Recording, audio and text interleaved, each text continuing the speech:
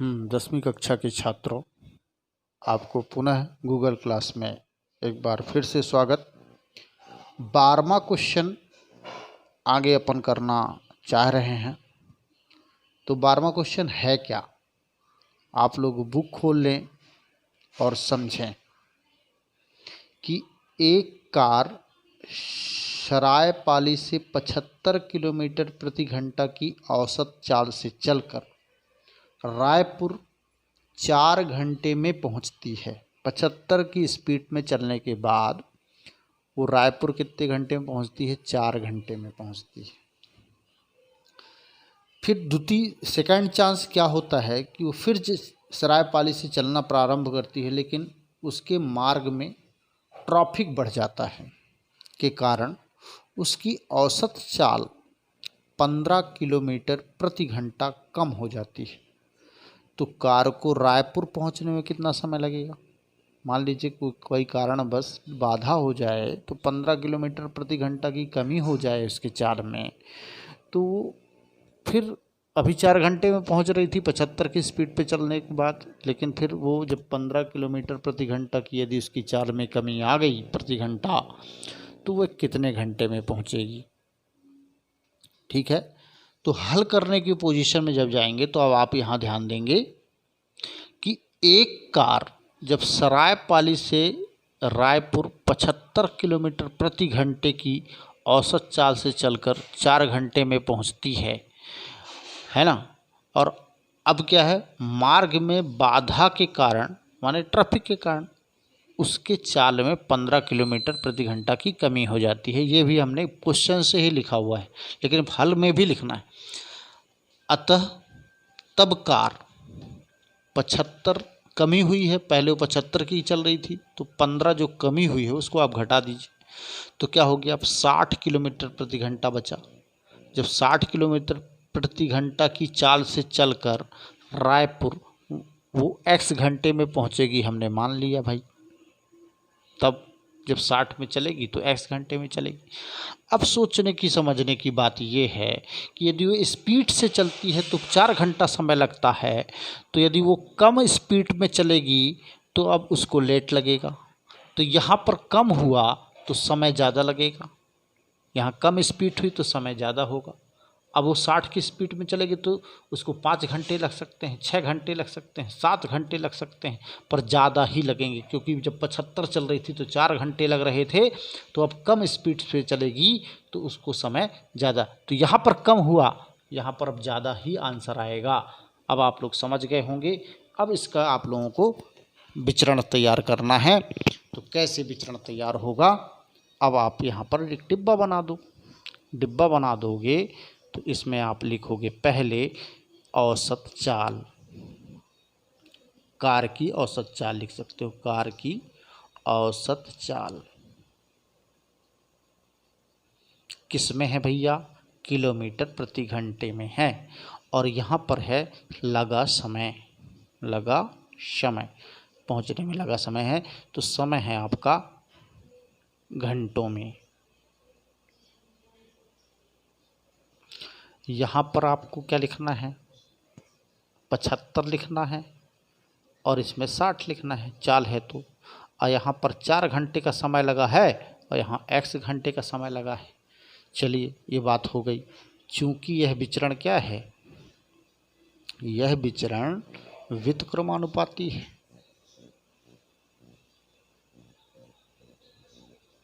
जब ये विचरण व्युत्क्रमानुपाती है, इसलिए आप इसको क्या करेंगे? हमने बताया था इसका गुणा करना है और इसका गुणा करना है व्युत्क्रमानुपाती में। तो 75 गुणित 4 करना है, यहाँ 60 गुणित x करना है। चलिए अब ये 60 इसके बट्टे आ जाएगा, 75 गुणित 4 बट्टे हो जाएगा 60 बराबर x। 4 से यदि अपन इसको काटते हैं या 15 से काटते हैं मान लीजिए, तो 15 चौके 60 और 15 पना 75 और 4 4 कट गया, तो x बराबर आ गया 5। तो 5 घंटे, यानी कि आप जवाब दे सकते हो कि उसे कार को रायपुर इस स्पीड में जब बाधा कम हो जाती है तो उसको 5 घंटे का समय लगेगा पहुंचने में। ये आपका 12वां सवाल। इसी तरह से आपका 13वां सवाल भी सामने है, तो 13वां सवाल आप लोग पहले पढ़ लें, किताब खोल लें।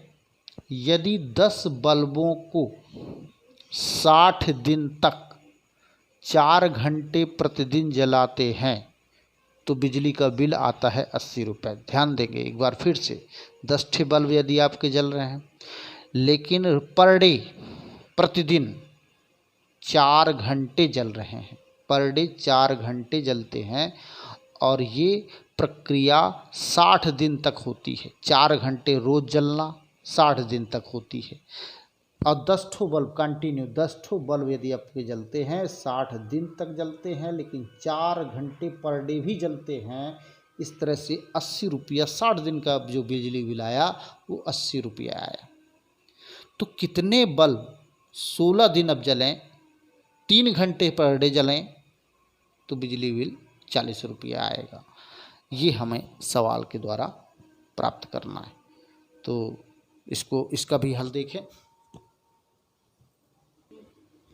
हाँ, तो देखें ध्यान से इसका हल कि 10 बल्बों को 60 दिन तक 4 घंटे प्रतिदिन जलाने से विद्युत व्यय 80 रुपये आता है। तो यहाँ पे ध्यान देने की बात है कि ये दिन और घंटों का यदि गुणा कर दें तो पूरा ये तो घंटे में बदल जाएगा। ये इन दोनों का गुणा कर दें तो ये टोटल 60 दिन में, यदि 60 दिन में 4 घंटे, यानी एक दिन में 4 घंटे, तो 2 दिन में 8 घंटे, 3 दिन में 12 घंटे।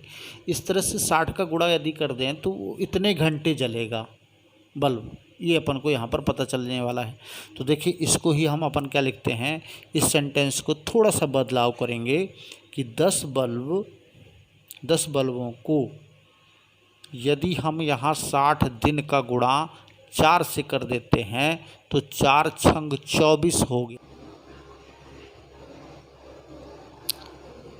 तो 10 बल्बों को इसका और इसका गुणा कर दें तो क्या हो जाएगा, जो दिन है घंटे में बदल जाएगा। तो 240 हुआ घंटे, तो अब इसको लिख सकते हैं 240 घंटे प्रतिदिन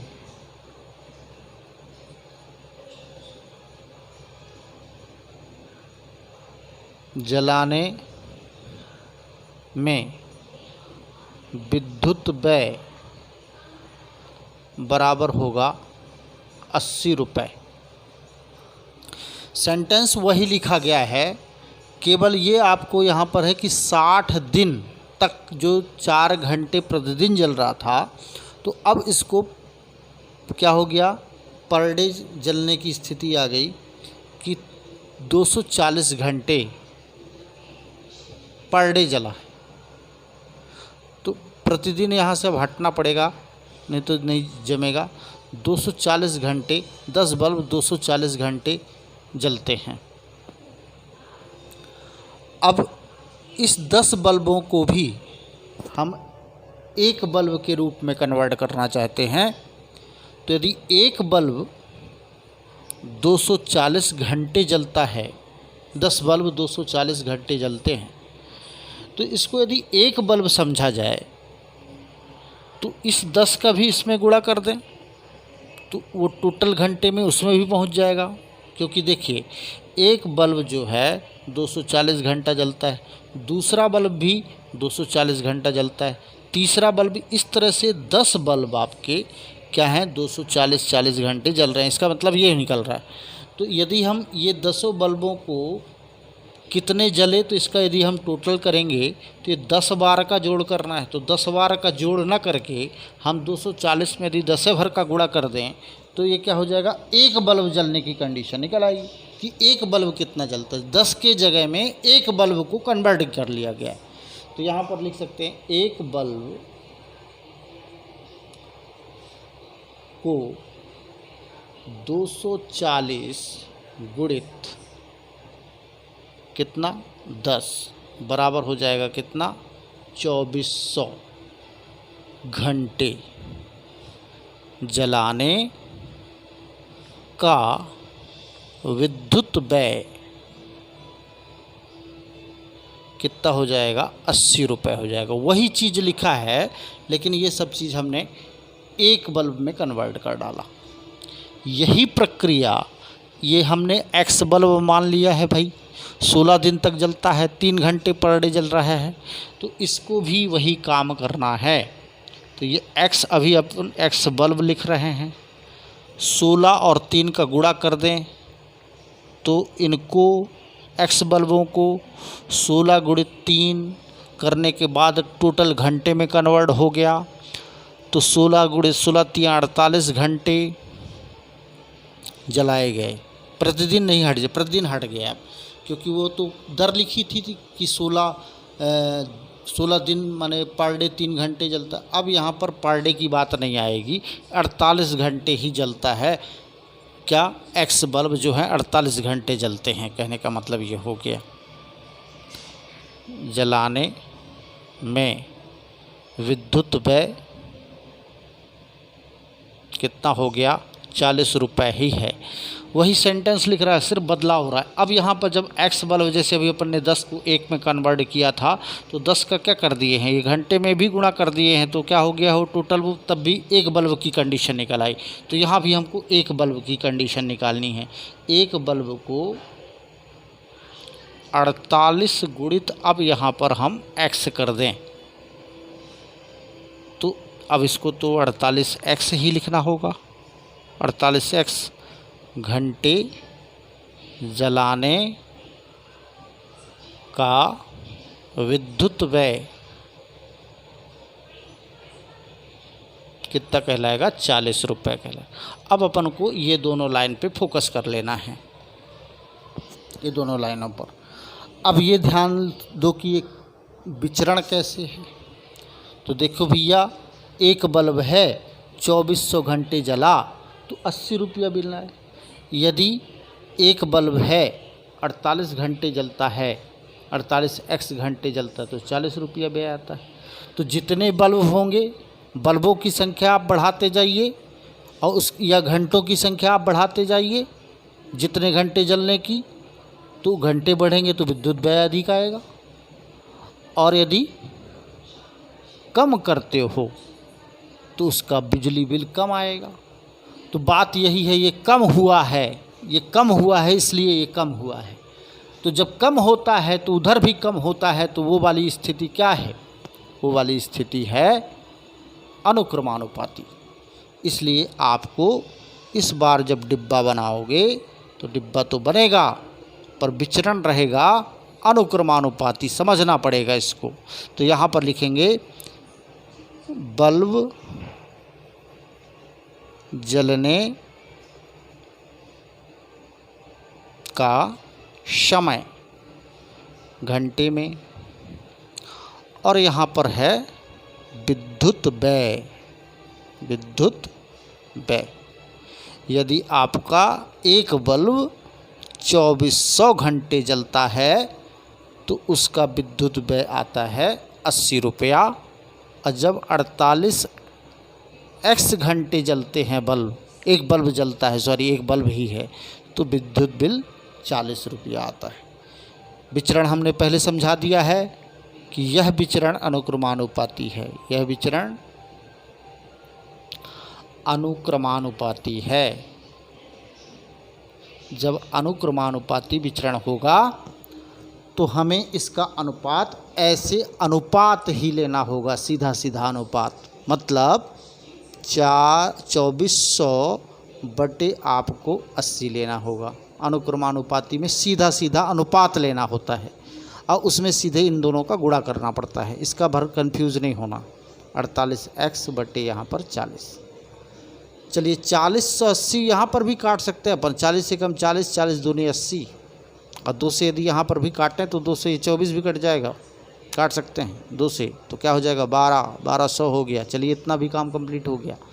अब हम अगला स्टेप में 48x बराबर 1200 जाने, तो x बराबर क्या हो जाएगा 1200 बटे हो गया 48। तो 12 से ही काटिए, 12 चौक 48 और 12 एकम 12 डबल 0 हो गया, 4 से हो गया तो यहाँ पर हो गया 25। यानी कि 25 बल्ब थे, 25 बल्ब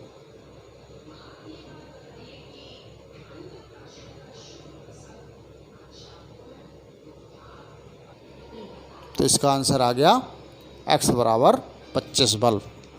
तो ये आपका 13वां सवाल।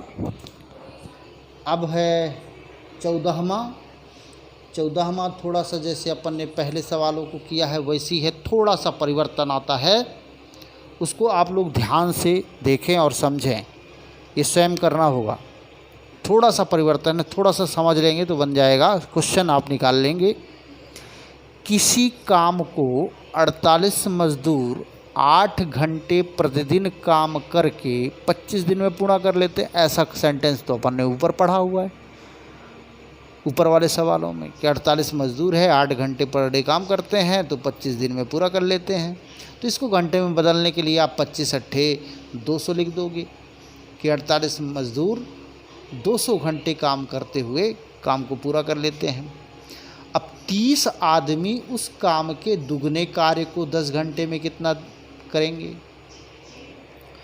तो अभी आप ये करेंगे कि एक ही काम है पर उसको दुगना कार्य को करवाना है। तो अपन ऊपर वाले सेंटेंस में एक काम अभी परिवर्तन करेंगे क्योंकि इसमें दुगना कार्य कराना है इसको, ठीक है। तो पहली वाली जो कंडीशन है, जो 48 मजदूर 200 घंटे काम करके उस काम को पूरा कर लेते हैं, तो काम को हम डबल कर देते हैं। तो उसको भाई 48 मजदूर है यदि 200 घंटों काम करके एक काम को पूरा करते हैं तो उस काम के दुगने कार्य को 200 दूनी 400 घंटे में पूरा करेंगे। 2 का गुणा कर देना है, पर आपको वहाँ पर लिखना होगा कि एक कार्य को नहीं, दुगने कार्य को। दुगने कार्य को 48 मजदूर 400 घंटे माने 200 गुणे 2 घंटे में पूरा करेंगे। सीधी सीधी बात है भाई कि जब 48 मजदूर यदि 200 घंटे में एक कार्य को करते हैं तो उसका डबल काम है तो उसको 400 दिन लगेगा। 2 का गुणा कर देंगे उसमें 200 में।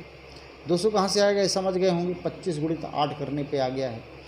इसी तरह से अब नीचे वाला सेंटेंस आपका सीधा हो गया कि 30 आदमी उसी काम को, यानी जो दुगना हो चुका है, अब अपन को कहीं डबल करने की ज़रूरत नहीं है क्योंकि वो पहला में अपन ने सेट कर दिया उसको।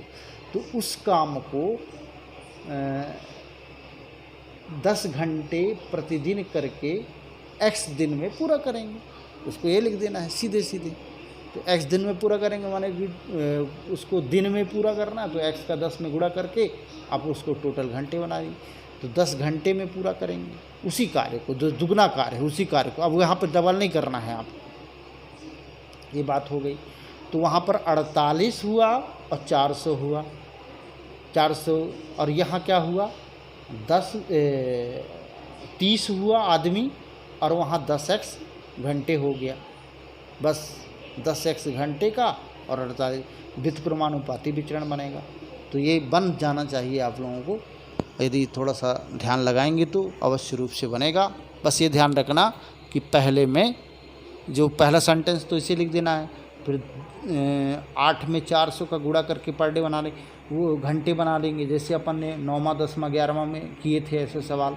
उसी तरह से फिर नीचे एक सेंटेंस तीसरी लाइन आपको सेट करनी है कि 48 मजदूर इसके दुगने कार्य को 200 दिन में पूरा करेंगे। तो वो आपको 2 का गुणा कर देना पड़ेगा उसमें। तो 200 गुणित 2 करके 400 हो जाएगा। पर नीचे के सेंटेंस में कोई परिवर्तन नहीं करना है। इसी तरह से आपका 15वां क्वेश्चन भी होगा। 15वां क्वेश्चन, ए और बी मिलकर किसी कार्य को 24 दिन में पूरा कर लेते हैं, बी और सी मिलकर उसी कार्य को 14 दिन में। चलिए इसको हम फिर अगले वीडियो में बताएंगे। यहाँ तक आपका 3 सवाल आप लोगों को करना है। धन्यवाद।